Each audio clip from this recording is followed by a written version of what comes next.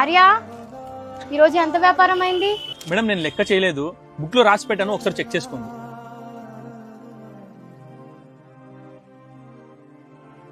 ఏంటి ఆర్య, ఈరోజు జస్ట్ 10,000 వ్యాపారమే అయిందా? మేడం చెప్పాలంటే ఈ రోజే ఎక్కువ వ్యాపారం అయింది, లేదంటే ఇంకా తక్కువ అయ్యేది. ఇలా అయితే కుదరదు, నువ్వు సరిగ్గా పని చేయట్లేదు. రేపటి నుంచి రావడం మానే. మేడం అలా చెప్పకండి మేడం ప్లీజ్, దీని నుంచే మా ఇల్లు గడుస్తుంది మేడం ప్లీజ్. అవన్నీ నాకు తెలీదు, మర్యాదగా ఇక్కడ నుంచి వెళ్ళిపో.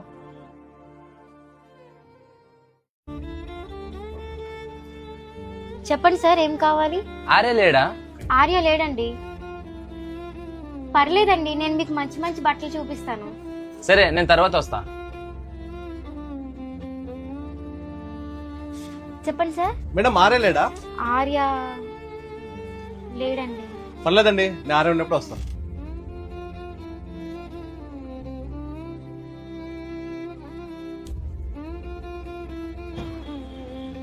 అదేంటి మేడం ఫోన్ చేస్తున్నారు? హలో చెప్పండి మేడం. ఆర్య, రేపటి నుంచి పనికి వచ్చాయమ్మా. అదేంటి మేడం సడన్ గా? షాప్ కి నేనే ఓనర్ అయి ఉండొచ్చు, కాకపోతే కస్టమర్స్ అందరూ నిన్నే నమ్ముతున్నారు. మేడం ఇలా చెప్తున్నానని ఏమనుకోకండి, ఏ వ్యాపారమైనా అక్కడ పనిచేసే వాళ్ళ నుంచి నడుస్తుందే గానీ ఓనర్ నుంచి కాదు. వీడియో నుంచి లైక్ చేసి నేను చెప్పింది కరెక్టా కదా, కామెంట్ చెప్పండి.